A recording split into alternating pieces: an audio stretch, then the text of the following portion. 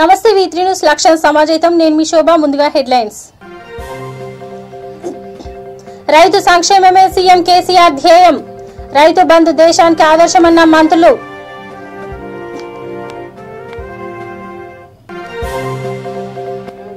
Kukatpally JNTU వద్ద ABVP నేతల ధర్నా మంత్రి మల్లారెడ్డిని బర్తరఫ్ చేయాలని డిమాండ్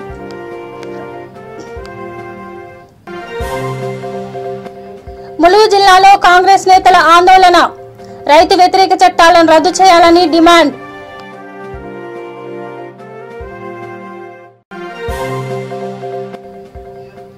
విశాఖలో అంగన్వాడీ కార్యకర్తల ఆందోళన గౌరవ వేతనాలు ఇవ్వాలని డిమాండ్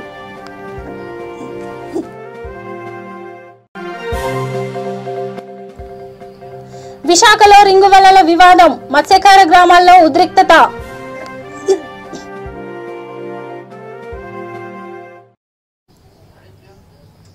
ఇక డీటెయిల్స్ చూద్దాం. కుకట్పల్లి జేఎన్టీయూ కార్యాలయం ఎదుట ఏబీవీపీ నేతలు ఆందోళన నిర్వహించారు.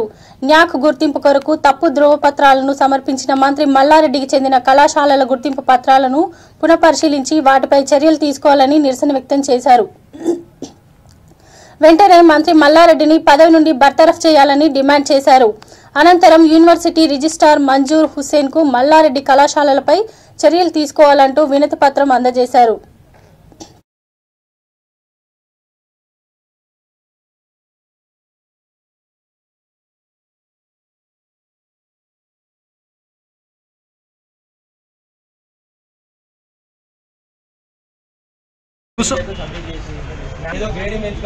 మల్లారెడ్డి ఇంజనీరింగ్ కళాశాలలో నాక్ అక్రెడిషన్ గ్రేడ్ కోసము దొంగ సర్టిఫికేట్లు SSR self study report certificates ఏదైతే ఫేక్ డాక్యుమెంట్స్ ప్రొడ్యూస్ చేశారో బట్టబయలైంది. నాక్ గుర్తించి 5 ఏళ్ల పాటు బ్యాన్ విధించడం జరిగింది గ్రేడ్ కోసము. అదేవిధంగా వాళ్ళు మల్లారెడ్డి ఇంజనీరింగ్ కళాశాలలో ఏవైతే ఉన్నాయో జేఎన్టీ గతంలో అప్లై చేసిన సర్టిఫికేట్లు కూడా క్షుణ్ణంగా పరిశీలించాలని చెప్పి ఏబీపీ డిమాండ్ చేస్తూ ఉంది. 2018, 19, 19, 20 వాళ్ళైతే ఏదైతే రాటిఫికేషన్ కోసం అప్లై చేసిన డాక్యుమెంట్స్ ఉన్నాయో ఎస్ఎస్ఆర్ సెల్ఫ్ స్టడీ రిపోర్ట్లు వాళ్ళు ఏదైతే జేఎన్టీకి ప్రొడ్యూస్ చేశారో వాటిని క్షుణ్ణంగా పరిశీలించి ఆ సర్టిఫికేట్స్ కూడా ఫేకా నిజమా అని చెప్పి పరిశీలించాలని చెప్పి ఏబీపీ డిమాండ్ చేస్తూ ఉంది. అదేవిధంగా ఏదైతే 12 మల్లారెడ్డి ఇన్స్టిట్యూషన్స్ ఉన్నాయో మల్లారెడ్డి కళాశాలలో ఏదైతే 12 ఇంజనీరింగ్ కళాశాలలు ఉన్నాయో వాటన్నిటిపై చర్యలు తీసుకోవాలని చెప్పి ఈరోజు ABP JNT registrar Manzoor Hussain గారికి వినతి పత్రం ఇవ్వడం జరిగింది. లేని ఎడల ఒకవేళ రిజిస్టర్ గారు తగిన చర్యలు తీసుకోకపోతే మాత్రం ఎల్లుండి జరగబోయే ఎగ్జిక్యూటివ్ కౌన్సిల్ మీటింగ్ అడ్డుకుంటామని చెప్పి ఏబీపీ హెచ్చరిస్తూ ఉంది. అదేవిధంగా వెంటనే వీలైనంత త్వరగా మంత్రి మల్లారెడ్డిని తొలగించాలని చెప్పి ఏబీపీ డిమాండ్ చేస్తూ ఉంది. రైతు రాజు కావాలన్నదే సీఎం కేసీఆర్ లక్ష్యమని మంత్రులు వి శ్రీనివాస్ గౌడ్, నిరంజన్ రెడ్డి తెలిపారు. నాగర్ కర్నూలు జిల్లా బిజినాపల్లి మండలం పాలెంలో పర్యటించిన వారు రైతు వేదికను ప్రారంభించారు. రైతుల సంక్షేమం కోసం సీఎం కేసీఆర్ రైతు బంధు, రైతు బీమా పథకాలను ప్రవేశపెట్టారని మంత్రులు కొనియాడారు. ఈ కార్యక్రమంలో ఎమ్మెల్యే మర్రి జనార్దన్ రెడ్డి, టీఆర్ఎస్ నేతలు తదితరులు పాల్గొన్నారు.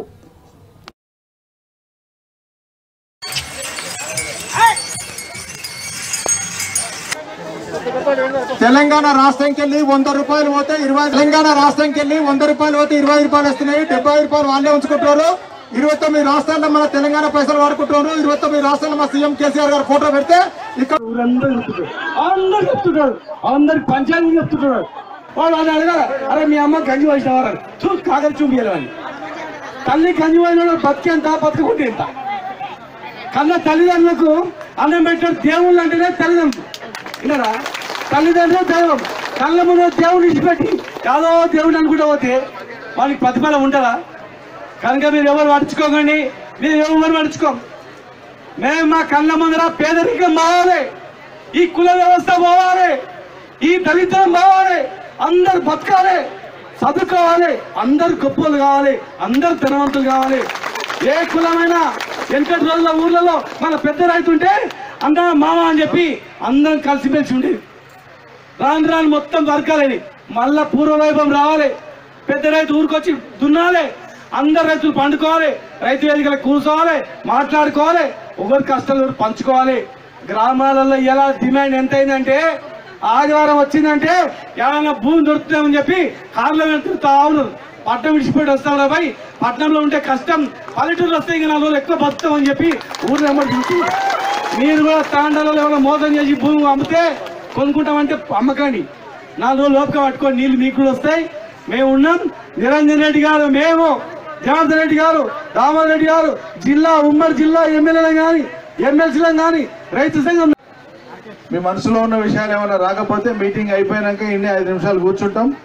మీ మనసులో ఉన్న విషయాలు ఏమైనా ఉంటే చెప్పండి, అవి కూడా నోట్ చేసుకొని దాన్ని కూడా జవాబు చెప్తాం. సరేనా? నేను మీ మంత్రిని అంటే నేను సేద్యగాళ్ళ మంత్రిని, వ్యవసాయం చేసేటువంటి వ్యవసాయదారుల మంత్రిని. వ్యవసాయదారులు లోకానికి అన్నం పెట్టేటువంటి వాళ్ళు. మరి అన్నం పెట్టే రైతుల మంత్రి వచ్చింది కాబట్టి మీరు సపోర్ట్లు ఎంత గట్టి కొడతారో చూస్తాం సార్. సంతోషం, ధన్యవాదాలు. దీని శంకుస్థాపన కూడా నేను వచ్చిన, కొబ్బరికాయ కొట్టడానికి పూజ చేయడానికి వచ్చిన వెంటనే కలెక్టర్ గారు వ్యవసాయ శాఖ ఆధ్వర్యంలో జిల్లాలో ఉండేటువంటి రైతు వేదికలన్నీ ఎమ్మెల్యే గారి సూచన మేరకు వేగంగా పూర్తి చేసినారు. నేను జిల్లా యంత్రాంగానికి ఎమ్మెల్యే గారికి శుభాకాంక్షలు అందజేస్తున్నా. రైతు సమితి కోఆర్డినేటర్లకు అందరికీ కూడా శుభాకాంక్షలు. ఈ రైతు వేదిక అంటే అన్ని బిల్డింగ్ల లాగా ఊర్లో ఉన్న కమ్యూనిటీ హాల్ లాగానో, ఊళ్ళో ఉన్న చిన్న పిల్లలు చదువుకునే చిన్న బడి లాగానో, లేకుంటే ఇంకో కార్యాలయం లాగానో, మామూలు సర్కారు కార్యాలయం లాగానో కాదు ఇది. ములుగు జిల్లాలో ఎమ్మెల్యే సీతక్క, కాంగ్రెస్ ప్రధాన అధ్యక్షులు నల్లెల కుమారస్వామి ఆధ్వర్యంలో కాంగ్రెస్ నేతలు ఆందోళన చేపట్టారు. కేంద్ర ప్రభుత్వం ప్రవేశపెట్టిన నూతన వ్యవసాయ చట్టాలను రద్దు చేయాలని ఎమ్మెల్యే సీతక్క ఆరోపించారు. అనంతరం రైతులకు న్యాయం జరగడం కోసం ములుగు చౌరస్తాలో 200 మందితో రోడ్లను దిగ్బంధం చేశారు. దీంతో రాకపోకలకు అంతరాయం కలగడంతో ఘటనా స్థలానికి చేరుకున్న పోలీసులు కాంగ్రెస్ నేతలతో సంప్రదింపులు జరిపి ధర్నా విరమింపజేశారు. అనంతరం డిప్యూటీ తహసీల్దార్కు కాంగ్రెస్ ప్రధాన అధ్యక్షుడు నల్లెల కుమార్ స్వాతి వినతి పత్రం అందజేశారు. ఈ యొక్క కార్యక్రమంలో కాంగ్రెస్ నేతలు, రైతులు పాల్గొన్నారు.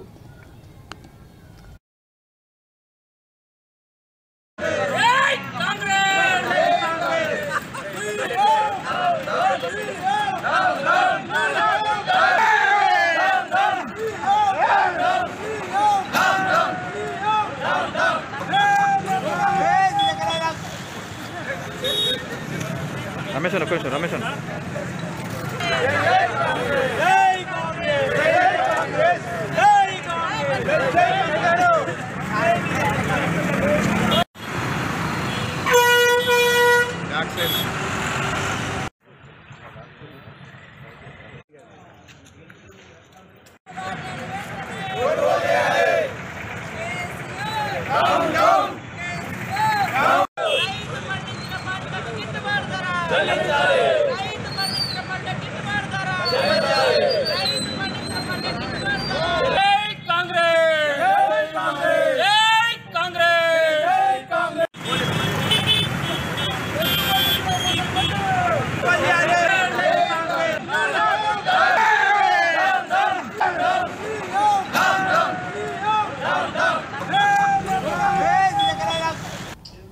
రండి బాబు రండి, ఇంటిలిపాది చక్కటి మిఠాయిల్ని ఆరగించండి, విభిన్న రంగుల్లో రకరకాల స్వీట్స్ మా వద్ద లభిస్తాయి అంటూ ఖమ్మంలో ప్రముఖ స్వీట్స్ దుకాణాల వద్ద బోర్డులు వెలిశాయి. పెద్ద పెద్ద స్వీట్స్ దుకాణాల్లో నాణ్యత బాగానే ఉంటుందని, రుచి శుచి గురించి కూడా ఆలోచించాల్సిన పని లేదని ప్రజలు కూడా భావించి స్వీట్ల కోసం ఆ షాప్ల వద్ద క్యూలు కడుతున్నారు. కానీ స్వీట్ల తయారీకి వినియోగించిన పదార్థాల్లో ఎలాంటి నాణ్యతా ప్రమాణాలు పాటించకుండా స్వీట్లు తయారు చేస్తున్నారు. కొత్త సంవత్సరం దృష్టిలో పెట్టుకుని ఖమ్మం జిల్లాలోని భారీ ఎత్తున కల్తీ స్వీట్లు తయారు చేస్తున్నారు. కార్ఖానా ముందు ఎలాంటి సూచన బోర్డులు ఏర్పాటు చేయలేదు. ఫుడ్ ఇన్స్పెక్టర్ తనిఖీ చేసి శాంపిల్స్ మాత్రమే సేకరించి పంపిస్తున్నారు. ఈ నేపథ్యంలో ఖమ్మంలో గణేష్ స్వీట్స్ కి సంబంధించి కార్ఖానాలో సివిల్ సప్లై అధికారి డిటి విజయ్ బాబు దాడులు నిర్వహించారు. వంటకు ఉపయోగించాల్సిన సిలిండర్లు వ్యాపారంలో ఉపయోగిస్తున్నారని షాపు యజమానిపై కేసు నమోదు చేశామని అధికారులు వెల్లడించారు.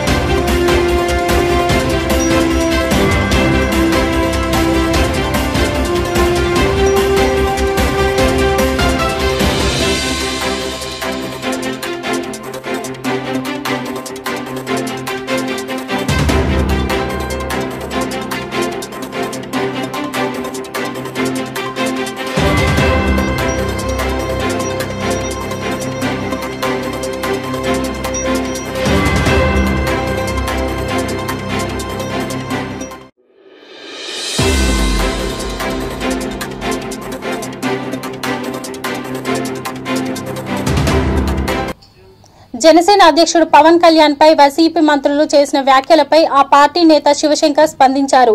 రాష్ట్రంలో 6 జిల్లాల్లో నివర్ తుఫాను రైతులకు తీవ్ర నష్టం చేకూర్చిందని శివశంకర్ తెలిపారు.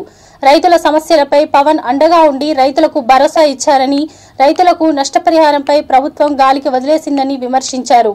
పార్టీ నేతగా సీఎం జగన్ మాట్లాడుతున్నారే తప్ప ప్రజల ముఖ్యమంత్రిగా మాట్లాడడం లేదని ఆరోపించారు.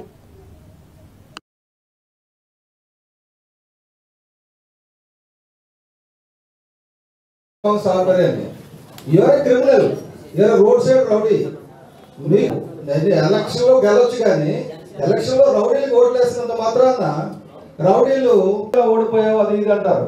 ఏ అంబేద్కర్ గారు కూడా ఓడిపోయారు ఈ దేశంలో. అంటే గౌరవం తగ్గిందా? ఒక మనిషి జ్ఞానాన్ని సమాజం గురించి ఆయన పరితపించేది, దాన్ని బట్టి మనిషి కాలకు వాల్యూ పెరుగుతుంది. ఈ రోజు పవన్ కళ్యాణ్ గారు అక్కడికి వచ్చారంటే సారా ఫుడ్ ఇవ్వకుండా ఈ మంత్రి గారు ఆయన ఇదివరకు ఏం చెప్పాడు, ఇప్పుడు ఏం చేస్తున్నాడు? ఎందుకంటే మీరు మంత్రి పదవికి తగుదరా తగరా అని చెప్పేసి అప్పుడు రాజకీయ జీవితం ప్రారంభించి కేవలం చిరంజీవి గారు పెట్టిన భిక్షతో మీరు రాజకీయాల్లోకి వచ్చారు. అప్పుడు మీకు వేరే అర్హత లేదు. మీకున్న నవంబర్ 23 నుంచి 27వ తారీఖు వరకు నివర్ తుఫాను రాష్ట్రంలో 6 జిల్లాల్లో తీవ్ర పంట నాశనం చేసింది. ఆ సందర్భంలో ఎవరూ బయటికి రాని, ప్రభుత్వ యంత్రాంగం కూడా క్షేత్రస్థాయి పరిశీలన చేయకపోయినప్పటికీ పవన్ కళ్యాణ్ గారు ప్రత్యక్షంగా 6 జిల్లాలు పర్యటించి అప్పటికే 8 మంది రైతులు ఆత్మహత్య చేసుకుంటే వాళ్ళందరికీ భరోసా ఇచ్చారు. రైతులందరికీ ఆత్మహత్య పరిష్కారం కాదు మీ సమస్యకి, నేను ప్రభుత్వం మీ తరపున నేను ప్రభుత్వంతో మాట్లాడతాను, ఒత్తిడి తెస్తాను, మీరు తీవ్రంగా నష్టపోయారు, ఈ పంట నష్టపరిహారం నేను అడుగుతాను, మీరు ధైర్యంగా ఉండండి అని భరోసా ఇచ్చారు. ఆ సందర్భంగా పవన్ కళ్యాణ్ గారు తక్షణ సాయం కింద 10,000 రూపాయలు, అలాగే ఎకరాకి 35,000 రూపాయల కింద రైతులకి ఇవ్వాలని ఈ ప్రభుత్వాన్ని డిమాండ్ చేయడం జరిగింది. తర్వాతను ఈ ప్రభుత్వం గాలికి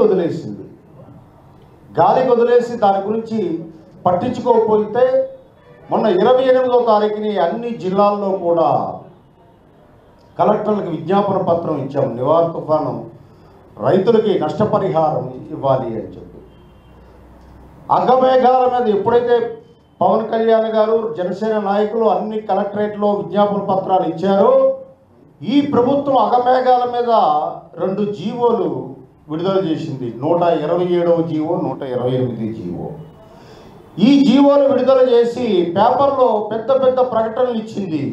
నివారు తుఫాను నష్టపరిహారం చెల్లించేస్తున్నాం, రైతులకి సంక్రాంతి ముందుగానే వచ్చింది, ఎక్కడ చరిత్రలో లేని విధముగా, దేశంలో లేని విధముగా అని పెద్ద మాటలు చెప్పింది. కానీ ఆ 2 జీవోల్లో మోసం చేసింది.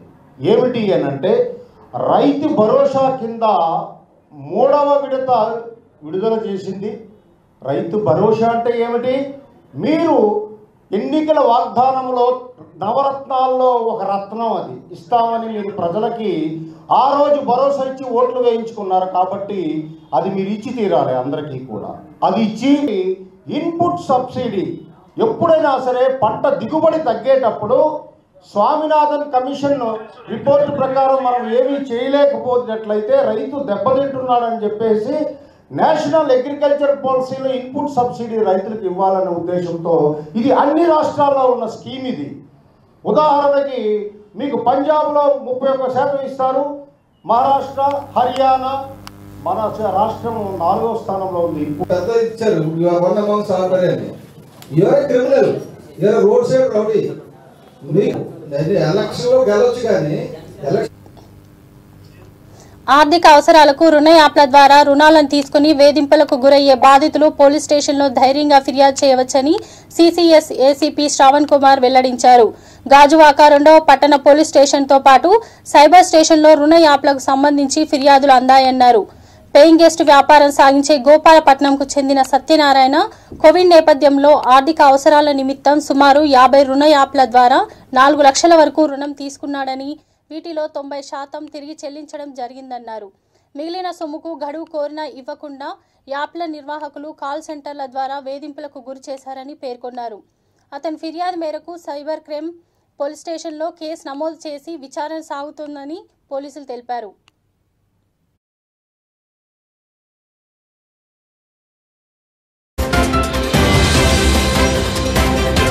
అలాల సత్యనారాయణ అని చెప్పి రెసిడెంట్ ఆఫ్ గోపాలపట్నం. ఇతను ప్రీవియస్గా పేయింగ్ గెస్ట్ బిజినెస్ చేసేవాడు పూణేలో. ఈ కోవిడ్ వల్ల వైజాగ్ రిటర్న్ అవ్వడం జరిగింది. కొన్ని ఫైనాన్షియల్ ప్రాబ్లమ్స్ వల్ల అతను ఒక 50 యాప్స్ నుంచి ఒక 4 lakhs అమౌంట్ తీసుకున్నాడు. మనకి ఇన్స్టెంట్ లోన్ యాప్స్ అని ఉన్నాయి కదా, దాని నుంచి తీసుకోవడం జరిగింది. దాంట్లో ఇతను 90% రీపే చేశాడు. అయినా సరే యాప్ కాల్ సెంటర్స్ నుంచి ఇతనికి రోజు ఒక 70 to 80 థ్రెట్ కాల్స్ రావడం, అలాగే ఆధార్ కార్డు కానీ పాన్ కార్డు కానీ బ్లాక్ చేస్తాను బెదిరించడం, అలాగే ఇతను రిలేటివ్స్ కూడా త్రూ వాట్సాప్ డిఫాల్టర్ అని చెప్పి ఇతన్ని ఇన్సల్ట్ చేయడం జరిగింది. దాని మీద మేము క్రైమ్ నెంబర్ 354 కింద 506 IPC and section 66C and 67 of IT act వేయడం జరిగింది. ఇన్వెస్టిగేషన్ కూడా టేకప్ చేసాం. మీడియా మిత్రుల ద్వారా నేను పబ్లిక్కి రిక్వెస్ట్ చేసేది ఏంటంటే, ఈ లోన్ యాప్స్ని ముందు వాడద్దు. అలాగే ఎవరైనా దీనికి బాధ్యులు అంటే ఎవరైనా సఫర్ అవుతున్నా సరే మా సైబర్ క్రైమ్ పోలీస్ స్టేషన్ కానీ లేకపోతే any police station in the city వెళ్ళి కంప్లైంట్ చేయొచ్చు ధైర్యంగా. ఆ భరోసా మేము ఇస్తున్నాం సిటీ పోలీస్ తరఫున. ఎటువంటి బాధ్యతలు ఉన్నా మాకు అప్రోచ్ అయ్యి మాకు రిపోర్ట్ ఇవ్వచ్చు. Thank you. నా పేరు సత్యనారాయణ బెల్లాలండి. నేను ఒక ప్రైవేట్ కంపెనీలో సాఫ్ట్వేర్ ఎంప్లాయీ పనిచేస్తున్నాను. నాకు మనీ అవసరం ఉండి ఒక ఆన్లైన్లో నాకు మెసేజ్ వచ్చింది, ఇలాగ నీకు ఇంత 8 to 10,000 ఎలిజిబిలిటీ ఉంటుంది, నువ్వు యాప్లో ఇన్స్టాల్ చేసుకొని నీ డీటెయిల్స్ ఇస్తే నీకు లోన్ వస్తుందని చెప్పగానే నేను ఇన్స్టాల్ చేసుకున్నాను. ఇన్స్టాల్ చేసిన తర్వాత వాళ్ళు ఇంట్రెస్ట్ రేట్ కానీ ఏమి కానీ చెప్పారు కాదు స్టార్టింగ్లో. సో వన్స్ ఎంటర్ అయిన తర్వాత నా తాలూకు డీటెయిల్స్ ఇచ్చిన తర్వాత వెళ్ళి డీటెయిల్స్ పంపించారు అన్నమాట. 5,000లో 3,200 నీకు అమౌంట్ వస్తుంది, మిగతా ప్రాసెసింగ్ ఛార్జెస్ అదే GST వెరిఫికేషన్ ఛార్జెస్ అని కట్ అవుతాయని చెప్పారు. సో ఆ టైంలో నాకు వేరే తెలియక నేను తీసుకున్నాను సార్. సో అది 7 days డ్యూరేషన్. 7 days డ్యూరేషన్తో నేను 7 days అయిన తర్వాత మళ్ళీ వాళ్ళు 5 days నుంచి స్టార్ట్ చేస్తారు అన్నమాట పే చేయమని. నేను అది రీపే చేయడం కోసం నా అవసరాల నిమిత్తం మళ్ళీ వాళ్ళు పంపించిన యాప్స్ లింక్స్ పంపించేవారు, వాట్సాప్లోని SMSలోని లింక్స్ పంపించేవారు సార్. దాంతో మళ్ళీ అప్లై చేసుకొని నేను కొంత లోన్ తీసుకొని పే చేసేవాడిని. సో అలాగా ఒక 10-15 యాప్స్ని ఒక 15 daysలో వాళ్ళు పంపించేవారు. నేను ఇన్స్టాల్ చేసుకుని అమౌంట్ తీసుకొని పే చేసేవాడిని. సో అలాగా చేసిన తర్వాత 15 days తర్వాత 1 week డ్యూరేషన్ అవడం వల్ల హెవీ ఇంట్రెస్ట్ అవడం వల్ల ఇంచుమించు 50% ఇంట్రెస్ట్ మేబీ 5,000 రూపాయలు తీసుకుంటే 3,000 రూపాయలు వచ్చేది, 3,100 వచ్చేది, మిగతా అంతా ఇంట్రెస్ట్ కొని పోయేది. వితిన్ 7 daysలో కట్టేయాలి. సో అలా కట్టడం వల్ల 90% నేను పే చేసేసాను సార్. నా అవసరం తీరేది కాదు, ఇంకా నేను ఏదైతే నీడ్ ఉందో. విశాఖలో అంగన్వాడీ కార్యకర్తలు ఆందోళనకు దిగారు. అంగన్వాడీ కార్యకర్తల సమస్యలను పరిష్కరించడంతో పాటుగా గౌరవ వేతనాలను అమలు చేయాలని డిమాండ్ చేస్తూ విశాఖ MRO కార్యాలయం ఎదుట ధర్నాకు దిగారు. ఇప్పటికే కనీస వేతనాలు అమలు కాకపోవడంతో ఆర్థిక ఇబ్బందులు ఎదుర్కొంటున్నామని ప్రభుత్వం తమ సమస్యలపై స్పందించాలని డిమాండ్ చేశారు.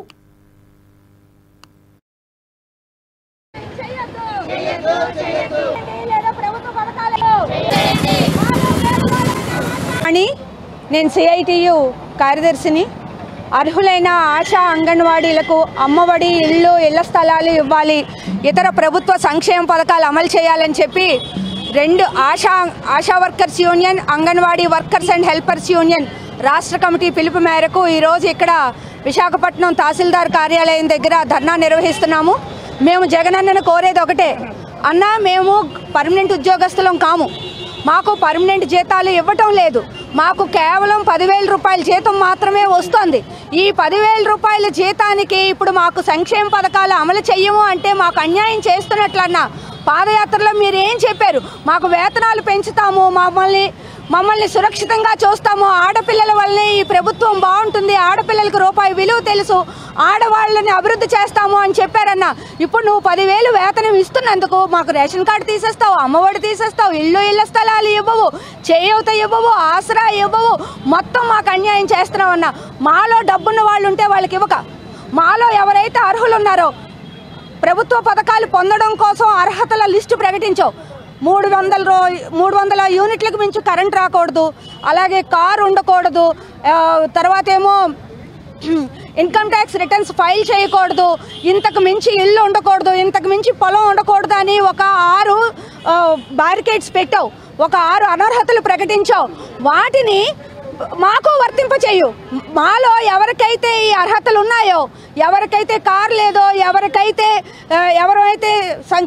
ఎవరైతే ఇన్కమ్ ట్యాక్స్ రిటర్న్స్ చేయమో, ఎవరైతే పేదవాళ్ళమో వాళ్ళకే వర్తింపచేయు. మాలో డబ్బున్న వాళ్ళకి వర్తింపచేయమని మేము అడగటం లేదు.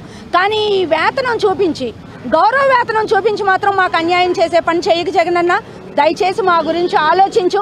మొత్తం ఆడవాళ్ళ కోసమే ఆలోచిస్తానంటున్నావు కాబట్టి మేము కూడా ఆడపడుచులమే, మా గురించి ఆలోచించన్నా అని కోరుతూ ఈరోజు విశాఖ సముద్రంలోని మత్స్య సంపదను సర్వనాశనం చేస్తున్న రింగు వలలను నిషేధించాలంటూ మత్స్య పారిశ్రామిక సంఘం నాయకులు తెలిపారు. వాల్తేర్ డిపో వద్ద ఉన్న జాలరీపేట సముద్రంలో కొంతమంది రింగు వలలతో చేపల వేట చేయడాన్ని గమనించిన స్థానికులు మత్స్యకార నాయకులని సమాచారం ఇచ్చారు. స్థానిక మత్స్యకారులు రింగు వలలతో చేపల వేట చేయడం సరైన పద్ధతి కాదని వారికి తెలిపారు. రింగు వలలతో చేపల వేట చేసేవారు కూడా స్పందించి తమకు అధికారులు అనుమతి ఇచ్చారని తెలపడంతో చిన్నపాటి ఉద్రిక్తత నెలకొంది. తమకు తెలియకుండా రింగు వలలతో చేపల వేటకు అనుమతి ఇవ్వడం కాస్త ఉద్రిక్తతకు దారితీసింది.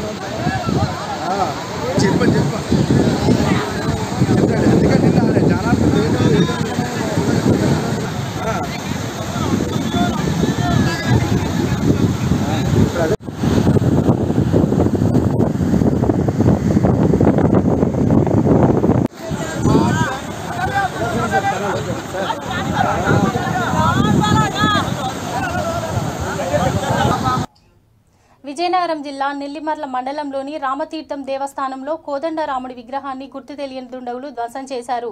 రాత్రి సమయంలో ఆలయం తలుపులు పగలగొట్టి రాముడి విగ్రహం తల భాగాన్ని ధ్వంసం చేశారు. 400 ఏళ్ల చరిత్ర కలిగిన విగ్రహాన్ని ధ్వంసం చేయడం స్థానికంగా కలకలం సృష్టిస్తోంది. ఆలయానికి వచ్చిన అర్చకుడు ప్రసాద్ రావు విషయాన్ని గమనించి దేవస్థానం ఉన్నతాధికారులకు తెలియజేశారు.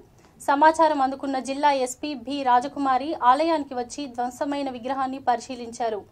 క్లూస్ టీం, డాగ్ స్క్వాడ్ బృందాలు పరిసర ప్రాంతాల్లో మరిన్ని వివరాలు సేకరించాయి. ఈ ఘటనపై కేసు నమోదు చేసి దర్యాప్తు చేస్తున్నట్లు ఎస్పీ వెల్లడించారు.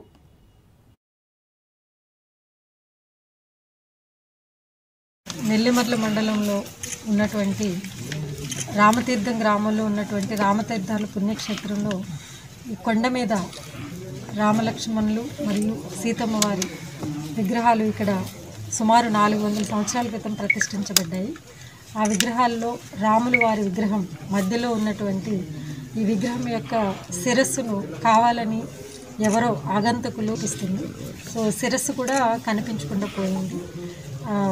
ఇమీడియట్గా పోలీస్కి సమాచారం అందిన వెంటనే మరి కొండ మీద ఉన్నటువంటి ఈ దేవాలయానికి చేరుకోవడం జరిగింది. మరి క్లూస్ టీమ్స్ ఆల్రెడీ రావడం జరిగింది. అలాగే డాగ్ స్క్వాడ్స్ కూడా రావడము. నిందితులు ఎవరైతే దీనిలో ఇన్వాల్వ్ అయి ఉన్నారో వారిని కఠినంగా శిక్షించేందుకు కావాల్సినటువంటి దర్యాప్తును చేపట్టడం జరుగుతుంది. నెల్లిమర్ల పోలీస్ స్టేషన్లో కేసు రిజిస్టర్ చేసి ఇమ్మీడియట్గా స్పెషల్ టీమ్ని ఫామ్ చేసి ఈ పుణ్యక్షేత్రంలో కావాలని ఆగంతకులు ఎవరైతే ఈ దుశ్చర్యకి పాల్పడ్డారో వారిని నిందితుల్ని తప్పకుండా అదుపులోకి తీసుకోవడం అనేది జరుగుతుంది. ఫర్దర్ ఇన్వెస్టిగేషన్లో నిందితులు ఎవరనేది తెలిసిన తర్వాత మళ్ళీ తదుపరి వివరాలు వెల్లడించడం జరుగుతుంది. ఆ శిరస్సు అనేది అంటే ఎక్కడ ఉందా లేదా గాలించడం జరిగింది. ప్రస్తుతానికి ఇంకా గాలింపు చర్యలు కొనసాగుతున్నాయి. ప్రస్తుతానికైతే ఇంకా కనిపించలేదు. లేకపోతే ఇంకా వెండి ఇత్తడి పాత్రలు ఉన్నాయి. పాత్రలు కానీ ఎక్కడ కూడా ఏమీ డిస్టర్బెన్స్ అవ్వలేదు. ఓన్లీ రాముల వారి విగ్రహం యొక్క శిరస్సు మాత్రమే కనిపించలేదు. చూసిన ప్రైమ ఫేసి సీన్ ఆఫ్ అఫెన్స్ చూసిన దాన్ని బట్టి ఒక స్టోన్తో కొట్టినట్టుగా అనిపిస్తుంది. అది ఇంకా ఫర్దర్ ఇన్వెస్టిగేషన్లో మనకు దొరికిన సాక్ష్యాధారాలను బట్టి కంప్లీట్గా ఇది ఎలా జరిగింది అనేది మనకు తెలుస్తుంది. తిరుపతిలోని పీజీఆర్ థియేటర్లో సినీ హీరో సాయి ధరమ్ తేజ్ సందడి చేశారు. సినిమా విడుదల చేయడానికి సహకరించిన తెలుగు ఇండస్ట్రీకి, డిస్ట్రిబ్యూటర్లకి, బయ్యర్లకు సాయి ధరమ్ తేజ్ ధన్యవాదాలు తెలిపారు. కరోనా లాక్డౌన్ తర్వాత తెలుగులో విడుదలైన తమ మొదటి సినిమాను ప్రేక్షకులు సోషల్ డిస్టెన్స్ పాటిస్తూ థియేటర్లకు వస్తున్నందుకు సంతోషంగా ఉందన్నారు. త్వరలో దేవరకట్ట దర్శకత్వంలో నటించబోతున్నట్లు హీరో సాయి ధరమ్ తేజ్ తెలిపారు.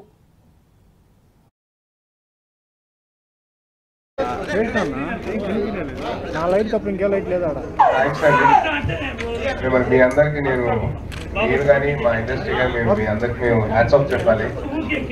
తెలుగు సినిమాని బతికించింది మీరే, ఆడియన్స్, తెలుగు ప్రేక్షకులే.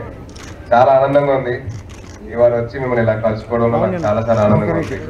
అండ్ సినిమాని ఇంత పెద్ద సక్సెస్ చేసినందుకు మీ అందరికీ నా కృతజ్ఞత. అండ్ ఇలాగే తెలుగు సినిమా ఇప్పుడు సంక్రాంతి టైంలో మళ్ళీ ఇంకా 4 సినిమాలు వస్తున్నాయి. మీరు అలాగే మీరు సోషల్ డిస్టెన్సింగ్ అవన్నీ పాటిస్తూ మీరు సినిమా థియేటర్ రావాలి, మీరు మా ఇండస్ట్రీని ప్రెస్ చేయాలి. Thank you so much. జై హింద్.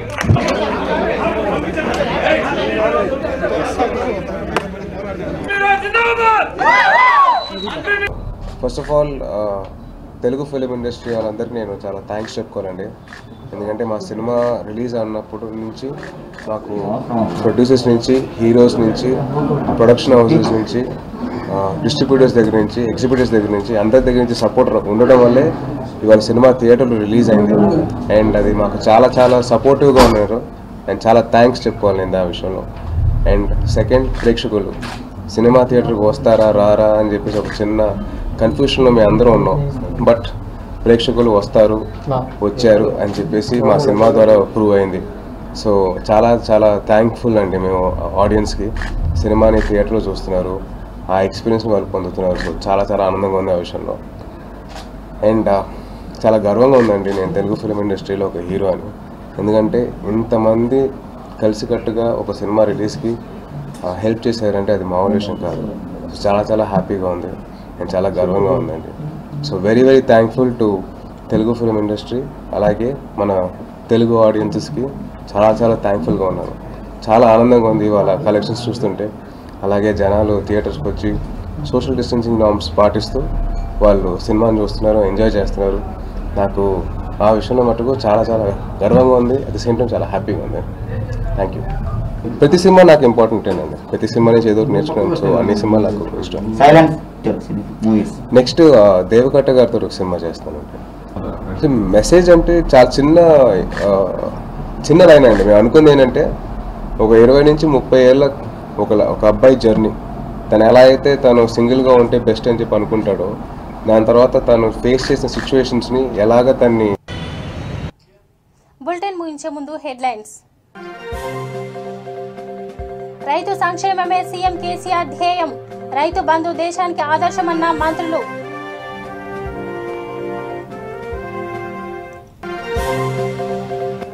కుకట్పల్లి జేఎన్టీయూ వద్ద ఏబీవీపీ నేతల ధర్నా. మంత్రి మల్లారెడ్డిని బర్తరఫ్ చేయాలని డిమాండ్.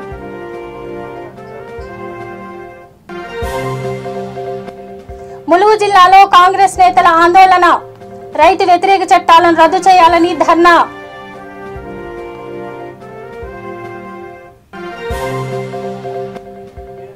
విశాఖలో అంగన్వాడీ కార్యకర్తల ఆందోళన.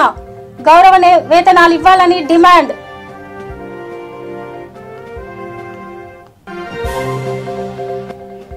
విశాఖలో రింగు వలల వివాదం. మత్స్యకార గ్రామాల్లో ఉద్రిక్తత.